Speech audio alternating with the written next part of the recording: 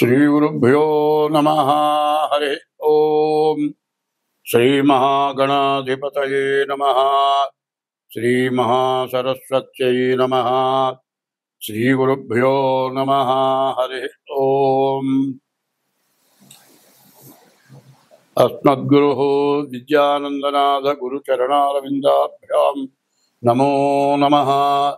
अस्मद्गुरुः काष्ठभगोत्सपवित्रम् नारायणयतीश्वरच्छात्रम् वन्दे दासकुटिस्थं कृतं रामायणदासस्वामिनं रामानुजदासस्वामिनं नमो नमः।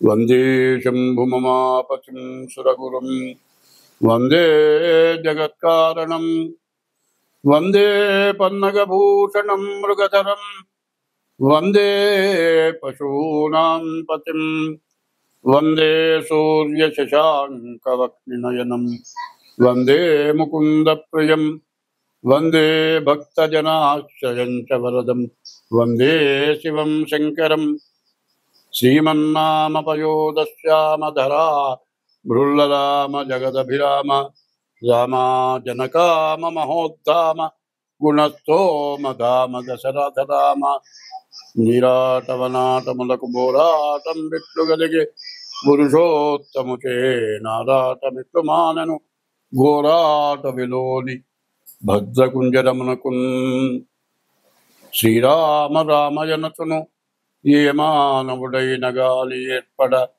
మదిలో ఆరామ విభుని దలచిన కారాకులు డొల్లినట్లు కర్మము డొర్లున్. ఓం నమో భగవతే నారాయణాయ. ఓం నమో భగవతే వాసుదేవాయ. ఓంకారమంత్ర సంయుక్తం నిత్యం ధ్యాయంతి యోగినః కామదం మోక్షదం తస్మై ఓంకారాయ నమో నమః. నమస్తే దేవదేవేశ నమస్తే పరమేశ్వర నమస్తే వృషభారూఢ నకారాయ నమో నమః. మహాదేవం మహాత్మానం మహాపాతకనాశనం మహాపాపహరం వందే మకారాయ నమో నమః. శివం శాంతం జగన్నాథం లోకానుగ్రహకారణం శివమేకపరం నిత్యం శికారాయ నమో నమః. వాహనం వృషభో యస్య వాసుకీ కంఠభూషణం వామే శక్తిధరం వందే బకారాయ నమో నమః. యత్ర కుత్ర స్థితం దేవం సర్వవ్యాపినమీశ్వరం యల్లింగం పూజయేన్నిత్యం యకారాయ నమో నమః. యక్కర్తా జగతాం భర్తా సంహర్తా మహసాం నిధిః ప్రణమామి తమాదిత్యం బహిరంతస్తమోపహం. నేను 25 సెప్టెంబర్ నెల 6వ రాశి కన్యారాశి. ఈ కన్యారాశి ఎట్లా ఉందో చూద్దాం. ఈ కన్యారాశి కూడా చెప్పాలి అంటే ఒక్క శుక్రుడు తప్పితే రాహు తప్పితే ఏ గ్రహాలు కాదు. మరి మీకు రావాల్సిన డబ్బులు వస్తాయి, మీ తల్లిదండ్రులు ఎక్కడో ఇచ్చుంటే వస్తాయి, మీ ఆస్తులు ఏదైనా ఆక్రమించుకొని ఉంటే మీ ఆస్తులు మీ స్వాధీనం అవుతాయి, మంచి భార్య వస్తుంది, వివాహం జరుగుతుంది, అత్తగారి దగ్గర నుంచి కూడా బాగా కలిసి వస్తుంది. ఇవన్నీ కూడా చాలా బాగున్నది. కానీ అగ్నికి ఆద్యం పోసినట్లు కుజుడు బాగా లేకపోవడం చేత విపరీతమైన అనారోగ్యాలు సమస్యలు. ఈ టైంలో శనికుజుడు సమసప్తకంలో ఉండటం చేత నీటి కాలుష్యం, తలకాయ తడిసి వానలో తిరిగి జలుబు చేసి జలుబు దగ్గు జ్వరం ఇవి బాగా ఎక్కువై కొంతమందికి నెమ్మూలోగా ఉండేటట్లయితే ఇస్నోఫిలియా కానీ ఈఎస్ఆర్ కానీ సైనస్ కానీ ఇట్లాంటివి ఉన్నవాళ్ళు ఎవరైనా ఉంటే చాలా జాగ్రత్త పడాలి. మంచి వాళ్ళకు కూడా జలుబు చేసి ఇబ్బంది పడే సమయం కాబట్టి ఇది సెప్టెంబర్ 13 దాకా ఈ కుజుడు మారడు. సెప్టెంబర్ 13కి కుజుడు మారతాడు. ఈ కుజుడు మారేటంత వరకు కూడా చాలా ప్రమాదకరమైనటువంటి రోజులు కాబట్టి ఈ రాశి వాళ్ళు చాలా జాగ్రత్త పడటం, డేట్ ఆఫ్ బర్త్ ద్వారా జాతకం చూపించుకోవటం, ముందుగా మీ జాతకరీత్యా ఏముందో దోషం తెలుసుకొని దానికి తగిన ఉపశమనం కావటానికి, దానికి దోషం పోవటానికి మరి మీ జాతకరీత్యా ఏ పూజలు చేసుకోవాలో తెలుసుకొని మీరు జాగ్రత్త పడండి. మీరు అన్ని విధాలా బాగుంటారు. కానీ ఒక్క విషయం మాత్రం చెబుతూ ఉన్నాను, చెడు టైంలో ఉన్నది మొత్తం పోగొట్టుకోవడం మంచిదా? సంపాదించకపోతే మానే ఉప్పు కారం వేసుకొని తిన్నా ఉన్నది పోగొట్టుకోకుండా ఉంటే చాలా సుఖ సంతోషాలతో ఉంటారు. ఎందుకంటే ఒకడు 60 సంవత్సరాల దాకా కొన్ని కోట్లు సంపాదించాడు. 60 సంవత్సరాలు వచ్చిన తర్వాత ఇట్లాంటి టైం వచ్చింది, మొత్తం పోయింది, ఉండటానికి ఇల్లు లేదు, కేర్ ఆఫ్ ఫుట్పాత్. ఆ పరిస్థితుల్లో 60 ఏళ్ళ వాడు మళ్ళీ సంపాదిస్తాడా? ఏమన్నా చేయగలుగుతాడా? దాంతో మొత్తం పోయిన తర్వాత మరి దిగులు పడి మంచాల పడి తిండి నీళ్ళు మర్చిపోయి ప్రాణం కూడా పోయే పరిస్థితి వస్తుంది. కాబట్టి కొన్ని టైములు చెడు టైములు ఉన్నాయి. ఆ చెడు టైముని మాబోటి వాళ్ళ ద్వారా తెలుసుకొని దానికి తగిన ఉపశమనం చేసుకొని మీరు బాగుపడండి. మీకు అన్ని విధాలు బాగుంటుంది. స్వస్తి. మార్చి 30వ తారీఖు సంవత్సరాది పండుగ రోజున 6 గ్రహాలు ఒక చోట చేరినాయి. షడ్గ్రహ కూటమి చేరింది. దీనివల్ల రకరకాలైన సమస్యలు, రకరకాలైన బాధలు, మరి ప్రకృతి తాండవం, ప్రకృతి విపత్తులు ఇవన్నీ కూడా జరుగుతాయి. అందరం బాధపడతాం. ఇదంతా ఎందుకు జరుగుతుంది అంటే, ఒకప్పుడు పుణ్యమే ఎక్కువగా ఉండేది. పాపం హరించడానికి అన్నదానం చేసేవాళ్ళు. ప్రతి ఇంటి ముందు కూడా ఒక అరుగు, అక్కడ ఒక చెట్టు, బాగా చెట్టు పెరిగి ఆ అరుగు మీద కూర్చున్న వాళ్ళకి నీడనిచ్చేది. అటువంటి అరుగులు ఎందుకు వేసేవాళ్ళంటే, మధ్యాహ్నం తను భోజనం చేసే టైంకి ఎవరైనా అతిథి వస్తే ఆయన శ్రీ మహావిష్ణువుతో సమానమని, ఎవరైనా వస్తారేమో అని ఎదురు చూసి గృహస్థ అయినటువంటి వాడు, గృహస్థ అంటే వివాహం చేసుకొని భార్య పిల్లలతో ఉన్నటువంటి వాడిని గృహస్థు అంటారు. అటువంటి గృహస్థు కనీసం వాకిట్లోకి వెళ్ళి చూచి ఆ అరుగు మీద ఎవరన్నా కూర్చున్నారేమో చూచి, ప్రతి వాళ్ళు కూడా పూర్వం పల్లెటూళ్ళల్లో కానీ బస్తీలో కానీ ఇంటి ముందు సింహద్వారానికి బయట గేటుకి ఈ పక్క ఆ పక్క అరుగు, ఈ పక్క ఆ పక్క ఒక చెట్టు ఉండేది. అయితే గృహస్థ అయినటువంటి వాడు ఎప్పుడు కూడా ఎవరికైనా పెట్టి తను తినాలి. మరి ఎవరు దొరకకపోతే మూగ జీవాలు ఉన్నాయి, కుక్కలు, ఆవులు, మరి సాత్విక జీవరాశి. గోవు సాత్విక జీవరాశి. అదే కాదు, దాని నుంచి ప్రాణవాయువు వస్తుంది. మరి ఆ ఆవు ఉన్న చోట ఎటువంటి క్షుద్ర జీవాలు, పాములు, తేళ్లు ఇట్లాంటివన్నీ కూడా రాకుండా ఉంటాయి.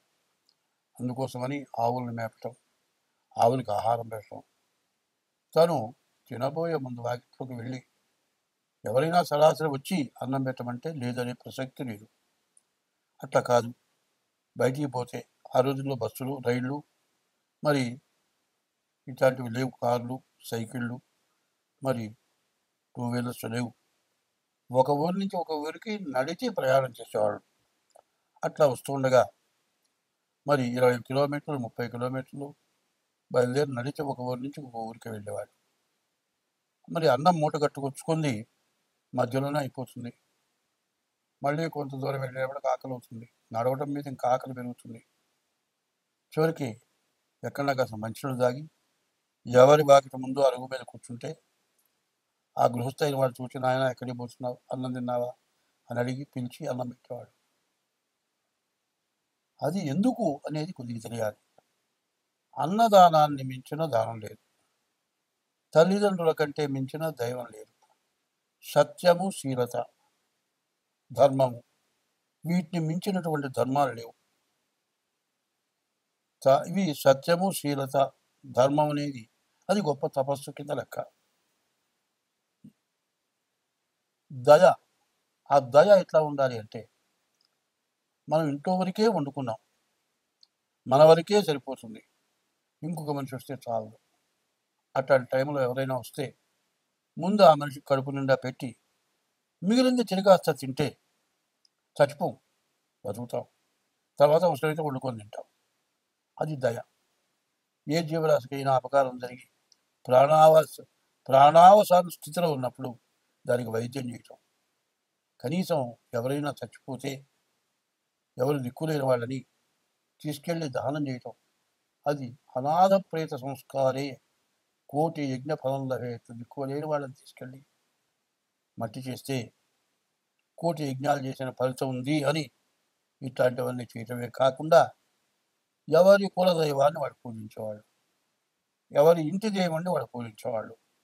ఎవరి కులదైవాన్ని, గ్రామదేవతని, ఇంటి దైవాన్ని, ఇంట్లో ఉన్నటువంటి తల్లిదండ్రుల్ని, భార్యని, వాళ్ళకి ఎటువంటి అపకారం జరగకుండా, వాళ్ళు ఎంతో ప్రేమతో, వాళ్ళకి లోటు అనేది లేకుండా పెద్దవాళ్ళని చూడటం, ఇది ధర్మం. ధర్మో రక్షతి రక్షిత. ధర్మాన్ని నువ్వు రక్షిస్తే నిన్ను ఆ ధర్మం రక్షిస్తుంది. ధర్మస్య జయోస్తు. నువ్వు ధర్మంతో ఉంటే నీకు జయమే, అపజయం ఉండదు. అధర్మస్య నాశోస్తు. అధర్మం ఎక్కడైతే ఉంటుందో అక్కడ మొత్తం నాశనం అయిపోతుంది. ధర్మస్య జయోస్తు, అధర్మస్య నాశోస్తు, ప్రాణిషు సద్భావనాస్తు. ప్రాణి, ఏ జీవరాశి ప్రాణి అయినా సరే మంచి భావనతో ఉండి దానికి బాధ కలిగినప్పుడు ఆ బాధ పోవటానికి మార్గం ఏదో చూచి దాన్ని బతికించేది ప్రాణిషు సద్భావనాస్తు. విశ్వస్య కళ్యాణమస్తు. విశ్వం అంటే ప్రపంచం మొత్తం. విశ్వస్య కళ్యాణమస్తు అని చెప్తుంది. అది అందరూ కూడా పాటించేవాళ్ళు. ఇప్పటికి దాదాపు మాకు ఊహ తెలిసేపటికి, నాకు ఇవాళ 82 సంవత్సరాల వయస్సు. నాకు ఊహ తెలిసే రోజుల్లో అటువంటి సత్య ధర్మాల కట్టుబడి ఉన్నారు. అట్లా ఉన్నారని తెలియటానికి కారణం ఏంటంటే, నాకు 10 సంవత్సరాల వయసు వచ్చేవాడికి నా తండ్రి పూర్తిగా అనారోగ్యవంతుడు. నా తండ్రికి మూర్ఛలు అంటే ఫిట్స్ వచ్చేవి. అమావాస్యకి పౌర్ణమికి ఫిట్స్ వచ్చేవి. కిందపడి గీల గీల గీల గీల తన్నుకొని ఆ చేతులు కాళ్ళు కుట్టుకుపోయి దెబ్బలు తగిలి నడిచిపోతూ ఉంటే ఏ గోడ మీద పడతాడో ఎక్కడ పడతాడో తెలియదు. ఒళ్ళంతా దెబ్బలు తగిలి నాలికంతా బాగా కొరుక్కొని ఆ ఫిట్ వచ్చినప్పుడు ఆ పుండ్లు మారి అన్నం తినాలంటే కనీసం పాలు మజ్జిగ పోస్తే కూడా నోరు మంట పుట్టేది. అట్లాంటి బాధ నా తండ్రి పడ్డాడు. 10 సంవత్సరాల వయసు నుంచి ఆయనతో చాలా కష్టపడ్డాం. అట్లా ఆయన ఏమీ సంపాదన లేకుండా పోయినాడు. నాకు చెల్లెళ్ళు 2, నాకు అక్కలు 2, మా తల్లి తండ్రి, ఇంతమందివి జీవించాలి. ఏదో నా చేతనేది చేసి, బ్రాహ్మడికి పద్ధతి ఉంది, ఉపనయనము నాటి మాట ఉన్నది సుమతి అని. ఉపనయనం రోజున ఎంత కోటీశ్వరుడైనా, రాజాది రాజులైనా ఒడుగైన తర్వాత భవతీ భిక్షాందేహి, భవాన్ భిక్షాందేహి అని ముష్టిస్తారు. అది ఎందుకంటే ఏ మహాపతివ్రత చేతి మీదుగా ఇచ్చినటువంటి దానం, ఆహారం, దానివల్ల మంచి విద్యావంతులు అవుతారని ధర్మశాస్త్రం చెప్తుంది. ఉదయం పూట ముష్టికి వెళ్ళేవారు బియ్యానికి, మధ్యాహ్నం పూట బ్రాహ్మణ ఇళ్ళకి మదవకానికి వెళ్ళి కష్టపడి చదువుకొని ఈరోజు కూడా వాళ్ళకి నేను చదువుకునే రోజుల్లో నాకు స్టైఫండ్ నెలకింతనిచ్చేవాళ్ళు. అట్లా వాళ్ళంతా ఇస్తే నా కుటుంబాన్ని పోషించుకొని నేను చదువుకొని మరి కుటుంబానికి చాలనంత సంపాదన వచ్చిన దాకా చదువుకొని కనీసం అప్పుడు నాకు 300 వచ్చేవి. స్టైఫండ్ ఇచ్చేది. అందరి ఇంటిని కొంతమంది ఇచ్చేవాళ్ళు. రూ.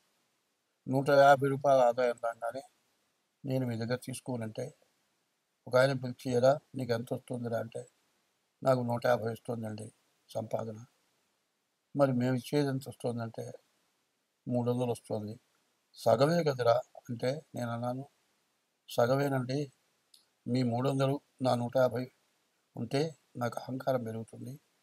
అదే 150తో కష్టపడి సంపాదించుకుంటాను, పైకొస్తాను, నా తల్లిదండ్రులను పోషించుకుంటాను, మా ఆడపిల్లల పెళ్ళిళ్ళు చేస్తాను అంటే ఆయన అన్నాడు, ఆయన పేరు చెరువు సూర్యనారాయణ గారు, గుంటూరు మహానుభావుడు. ఆయన లేరు, ఏ లోకంలో ఉన్నారో. ఆ మహానుభావుడు నన్ను శతవిధాల కనిపెట్టి చూస్తుంటే, నీ పిల్లల పెళ్ళిళ్ళైతే చెప్పు నాయనా, ఒకళ్ళ పెళ్ళి నా సొంత డబ్బులతో చేస్తాను, మిగతా వాళ్ళకు కూడా సహకరిస్తానంటే అంత పరిస్థితి వస్తానండి అని నా కష్టార్జితంతో తిప్పలబడి ఆడపిల్లల పెళ్ళిళ్ళు జరిగిపోయినాయి. 18 నుండి 19 వచ్చేవాడికి మా నాన్నగారు పోయినాడు.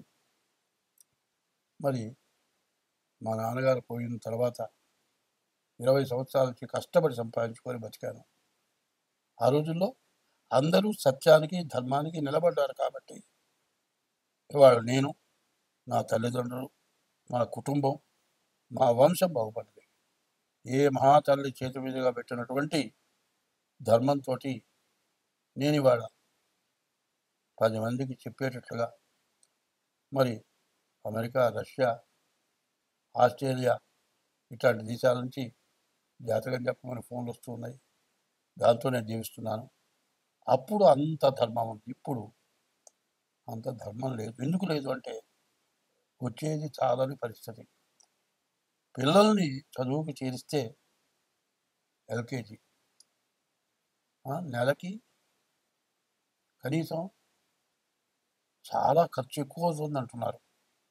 వాళ్ళ సంపాదన సగం కూడా చాలటం లేదు అంటున్నారు పిల్లల చదువులకి. అంత కష్టమైంది రోజుల్లో దోచుకొని తింటే కానీ బతకలేనటువంటి పరిస్థితులు ఏర్పడి చాలక అధర్మమైన సంపాదన సంపాదించుకుంటూ రకరకాలైన ఎటువంటి అధర్మమైన పనులైనా చేసి సంపాదించుకొని బతుకుతూ బాధలు పడుతూ ఉన్నారు. ఇప్పుడు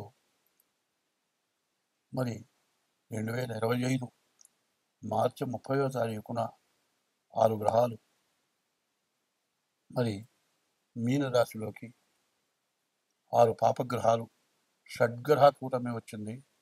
దీనివల్ల చాలా బాధలు పడతారు. కాబట్టి ఎవరికి వాళ్ళు మీ డేట్ ఆఫ్ బర్త్ ద్వారా మీ జాతకం చూపించుకోండి. మీ జాతకరీత్యా దోషాలు ఉంటే వాటికి చేయించుకోండి. పాపగ్రహాల వీక్షణ వల్ల చాలా రకాల బాధలు వస్తాయి. మనం ఏమి చేయకుండానే మనం బాధలు పడాల్సి వస్తుంది అని చెప్పటం జరిగింది. అట్లా చెబితే కూడా కొంతమంది విమర్శించడం జరిగింది. జ్యోతిష్యం చెప్పబోయా అంటే తలకిందులైపోతుంది, గందరగోళాలు అవుతాయి, చాలా బాధలు పడతావు, ప్రకృతి వల్ల బాధలు వస్తాయి అని ఇవన్నీ నేను ఎవరు చెప్పమన్నారు? నాకు ఫోన్లు వచ్చినాయి. చూడండి, ఉత్తర కాశీ, హరిద్వార్, ఋషికేశ్. ఋషికేశ్ అంటే ఋషులు ఉండేటువంటి స్థలం. హరిద్వార్ అంటే విష్ణుమూర్తి యొక్క పాదాలు. హరిద్వార్ కైలాసంలో ఈశ్వరుడు ఉన్నాడు. ఈశ్వరుడు నెత్తిన గంగ ఉంది. ఆ గంగ హరిద్వార్ పాదాల దగ్గరకు వచ్చి గంగ పడ్డది. గంగ పుటక అక్కడి నుంచి వచ్చింది. హరిద్వార్ మునిగిపోయింది. హరిద్వారు మరి ఋషికేశు, అమర్నాథ్ ఇవన్నీ కూడా వరదల వల్ల బిల్డింగులు పడిపోయి ఎంతోమంది జనం చచ్చిపోయి, ఒక మరి ఉత్తర దేశమే కాదు, దక్షిణ దేశం, ఉత్తర దేశం అటు ఇటు దక్షిణ దేశం, ఆఖరి కాశీ కూడా మరి ఊరంతా నీళ్ళు వచ్చేసినాయి. ఇప్పుడు చూడండి, విజయవాడ అంటే బాగా మెరుగైన స్థలం. ఇంతవరకు ఇంత జలాన్ని మనం ఎప్పుడు చూడలేం. ఇంత పరిస్థితులు రావటానికి కారణం ఏమిటి అని మనం ఆలోచించుకుందాం. ధర్మో రక్షతి రక్షిత. ధర్మాన్ని నువ్వు రక్షిస్తే నిన్ను ధర్మం రక్షిస్తుంది. ధర్మం రక్షించాలి అంటే ఏం చేయాలి అనేది ఇదివరకు చెప్పాను, ఇప్పుడు కూడా చెబుతూ ఉన్నా. ధర్మాన్ని రక్షించాలి అంటే అందరికీ తెలిసిందే. ఓం నమో భగవతే వాసుదేవాయ, ఓం నమో నారాయణాయ, ఓం నమ శివాయ, ఓం గం గణపతయే నమ, శ్రీమాత్రే నమ. ఇట్లాంటి మహామంత్రాలు ఇవి. రోజు 1-2 గంటలు మనం చేసే వృత్తిలో విద్యక్కర్లా, చదువక్కర్లా, సంతకం పెట్టడం చేత కాకపోయినా వినవాలా, ఈ చెప్పిన మంత్రాలు గుర్తుపెట్టుకోండి. రోజు 2 గంటల పాటు మనం చేస్తే ఈ ఉపద్రవాలు, బిల్డింగులు కొట్టుకుపోయినాయి, జనంలో దాంట్లో పడిపోయినారు, శవాలు దొరకలేదు, కనీసం ఎవరు చచ్చిపోయినారో ఎవరు బతుకున్నారో తెలియనటువంటి పరిస్థితికి వచ్చాము. ఇవన్నీ రావటానికి కారణం ఏమిటంటే కన్యా రాశిలో కుజుడు, మీనరాశిలో శని, వక్రించిన శని. శని కుజులు సమసప్తకం అన్నారు. ఈ సమసప్తకంలో ఉండటం చేత ఇటువంటి ఉపద్రవాలని వచ్చి ఈ పాపగ్రహాల వల్ల మనకు అనేక సమస్యలు, అనేక రకమైన బాధలు. మరి ఇది సెప్టెంబర్ 13 వరకు కుజుడు కన్యలో ఉంటాడు. సెప్టెంబర్ 13కి కన్య నుంచి తులకి కుజుడు వస్తాడు. అంతవరకు సరే. ఈ నీరు కొత్త నీరు వచ్చింది. మరి నీరంతా చెట్లు చావలు అన్నీ కూడా మునిగిపోయినాయి, అన్నీ మునిగెత్తిపోయినాయి, అన్నీ కుళ్ళిపోయినాయి, రకరకాలైన జీవరాశులు ఉద్భవించినాయి. నీరంతా కలుషితమైపోయింది, తాగే నీరు కాలుష్యమైపోయింది, తినడానికి ఆఖరికి కూరగాయలు లేవు. ఎంత కష్టాల్లో మనం ఉన్నాం. ఒక్కసారి నమస్కారం చేసి చెబుతున్నాను, నన్ను విమర్శించబాకండి, బాగా ఆలోచించండి. ఎందుకంటే ఈ సమసప్తమంలో శని కుజులు ఉండటం చేత ఇట్లాంటి బాధలు, విపరీతమైన బాధలు వచ్చినాయి. దీన్ని నేనే కాదు, చాలామంది పెద్దవాళ్ళు చెప్పారు. అది ఇప్పుడున్న పరిస్థితి ఏమిటంటే ఎవరికి వాళ్ళు తెల్లవారు లేవగానే బ్రతుకు కోసం, జీవనాధారం కోసం ఎవరి వృత్తి వాళ్ళు చేయటంలోనే తయారైపోయినారు. పిల్లల చదువు, అంతులేని విపరీతమైన చదువు పూర్తయిన దాకా బాధ, చదువైన తర్వాత ఉద్యోగం కోసం బాధ, ఉద్యోగం వచ్చిన తర్వాత వివాహం దగ్గర బాధ, అన్నీ బాధలే తయారైపోయినాయి.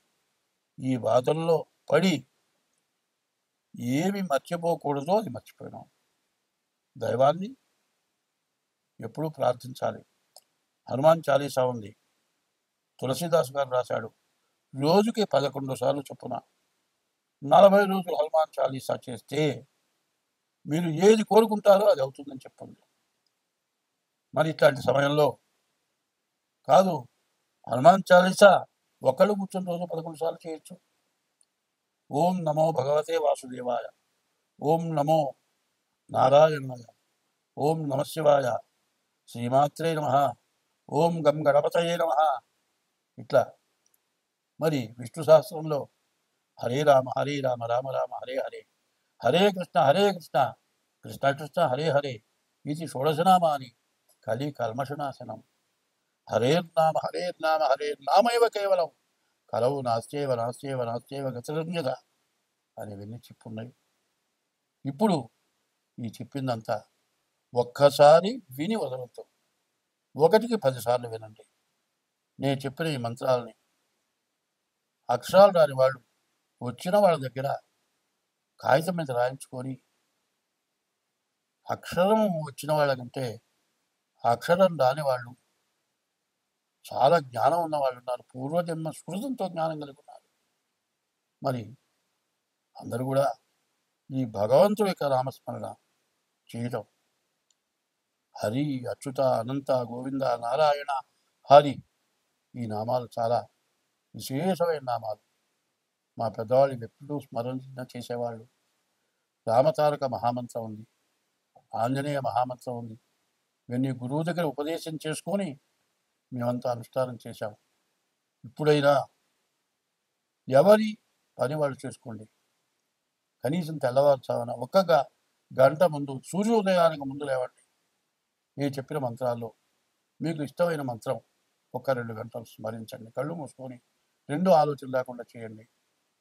మనకున్నటువంటి మరి సెప్టెంబర్ 13 దాకా ఈ వరదలు పెరిగిపోయి ఇప్పుడు ఇండియా అయిపోయింది, పాకిస్తాన్ కొట్టుకుపోతుంది అంటున్నారు.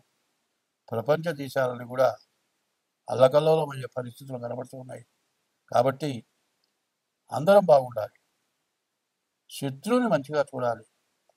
ఒక మాట చెప్పింది, ఉపకారికి ఉపకారము విపరీతముగా దుసేయ వివరింపంగా అపకారికి ఉపకారము నెపమెన్నక చేయువాడు నేర్పరి సుమతి అనుంది. అట్లా చేయటం. తర్వాత మృతియును జీవనంబునివి మేదిని లోపల జీవకోటికి సతతము సంభవించు సహజం విధి చోర హుతాశ సర్ప సంహతులను దప్పి ఆకటను పంచతనందడి ఎట్టి జీవుడున్ వేతలను పూర్వపుణ్య బల వేదనలొద్దుచుకుందునిప్పుడు ఆగామి సంచితా ప్రారంభాలు. పూర్వజన్మలో ఈ జన్మలో మనల్ని కన్నవాళ్ళు చేసినటువంటి అధర్మమైన అసత్యమైన పాపమైన కృత్యాల వల్ల మరి కొండల మించి దుల్లి చచ్చిపోవటము, ఏదో తగలబడిపోయే చోట పోయి అందులో పడి చచ్చిపోవటము, దిక్కు ముక్కు లేక అడవిలో ప్రయాణం చేస్తూ నీళ్లు దొరక్క దాహం తీరక మంచినీళ్ళు లేక చచ్చిపోవటము, రోగాల వల్ల చచ్చిపోవటము, నడిచి వెళ్ళేటువంటి మనిషి కాలుదారి ఏదో బావిలో పట్టము, కాదండి కాలుదారి పడి కాలు విరిగిపోయి ఎవరు తీసుకెళ్లేవాడు లేక ఎవరు మనుషులు దొరక్క 2 రోజులు 3 రోజులు అక్కడే పడి ఉండి చివరికి తిండి లేక నీళ్లు లేక వైద్యం లేక చచ్చిపోవటం, ఇట్లాంటివి చాలా జరుగుతున్నాయి. ఇవన్నీ ఎందుకు? నీవు పూర్వజన్మలో ఈ జన్మలో నీవు చేసుకున్న పాపాల వల్ల జరుగుతున్నాయి.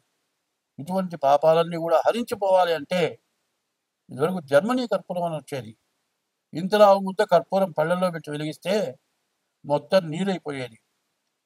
కిలోమీటర్ దూరం చల్లదనం వచ్చేది. ఆ కర్పూరం మొత్తం నీరైపోయి కరిగిపోయేది.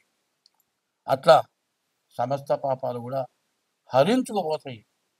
మనం రోజు తింటున్నాం, 3 పూట్లా తింటున్నాం. తిన్నదని తిన్నట్టు అరిగిపోయి హరించుకుపోతుంది. ఎంత తిన్నా అయిపోతూనే ఉంది. అట్లాగే సముద్రాలు ఎండిపోతున్నాయి, కానీ జలుబుకి ముక్కులు మాత్రం ఎండిపోవట్లే. ఎంత తిన్నా ఈ కడుపులో ఆహారం జీర్ణం అయిపోతుంది. ఎంత సంపాదించినా ఎంత తిన్నా ఈ పొట్టకి తిండి మరి జీర్ణించుకోలేకపోయినా ఇట్లాంటి వరదల వల్ల కానీ కాలుష్యాల వల్ల కానీ జలుబు దగ్గు జ్వరం ఇటువంటివి వస్తున్నాయి. మరి ఇవన్నీ పోవాలి అంటే భగవంతుడి యొక్క నామస్మరణ ఎవరికి వాడు చేయటం. ఏదైనా కొంతమంది కలిసి తిండి యాగము, రుద్రయాగము, లేకపోతే శతచండి యాగము, మహారుద్ర యాగము, సుదర్శన హోమము, ఇట్లా భాద్రపదం గణపతి హోమము ఇట్లాంటివి జరగటానికి ప్రోద్బలం ఇచ్చి అందరూ బాగుండాలి, మనం బాగుండాలి, ప్రతి జీవరాశి బాగుండాలి. ఇటువంటి సదుద్దేశంతో అందరూ కూడా కలిసికట్టుగా ఉండటమే కాక ప్రత్యేకించి మీ డేట్ ఆఫ్ బర్త్ ద్వారా కానీ మీ హస్త సాముద్రిక ద్వారా కానీ మాకు కూడా తినటానికి నోరుంది, మరి హరించుకుంటానికి పొట్ట ఉంది. దీనికోసమే మేము కూడా జీవించాలి. కాబట్టి తగిన ఫీజు చెల్లించి మీ జాతకాలు చూపించుకోండి. మీ జాతకాల్లో ఉన్న దోషాలు ఏమన్నా ఉంటే దానికి పరిహారాలు ఏమన్నా ఉంటే చెప్పడం చేయించడం కూడా జరుగుతుంది. మీరు ఎట్లా చేసుకోవాలి అనుకునేటట్లయితే మా ఫోన్ నెంబర్ 7801071946 ఇదొక నెంబరు, 6300061241 ఈ నెంబరు. ఈ 2 నెంబర్లలో ఏ నెంబర్కైనా ఫోన్ చేసి మాతో సంప్రదించి తగిన ఫీజు చెల్లించి మీ జాతకం చెప్పించుకొని ఈ కష్ట సమయం నుంచి అందరం బయటపడాలి అనే ఉద్దేశంతో చెబుతూ ఉన్నది. దీన్ని అందరూ కూడా శ్రద్ధతో విని నేను చెప్పింది ఏమన్నా తప్పులు ఉంటే తప్పులుగా భావించొద్దు, ఒప్పులుగా తీసుకోండి. హంస నీరక్షీర న్యాయం అన్నారు. హంస పాలల్లో నీళ్లు కలిపితే నీళ్లు వదిలేసి పాలు తీసుకుంటుందట. ఇప్పుడు అట్లాగే నేను చెప్పిన దాంట్లో నీళ్లు లాగా పనికిరానివి తప్పుడు మాటలు ఎవరన్నా బాధ పెట్టే మాటలు ఉంటే వాటిని వదిలేసి నేను చెప్పే మాటలు ఏమైనా మంచి ఉంటే ఆ మంచిని మాత్రం తీసుకోండి. ఆ మంచిని అవలంబించండి. మీరు బాగుంటారు, నేను బాగుంటాను, అందరం బాగుంటాం, దేశం బాగుంటుంది. స్వస్తి.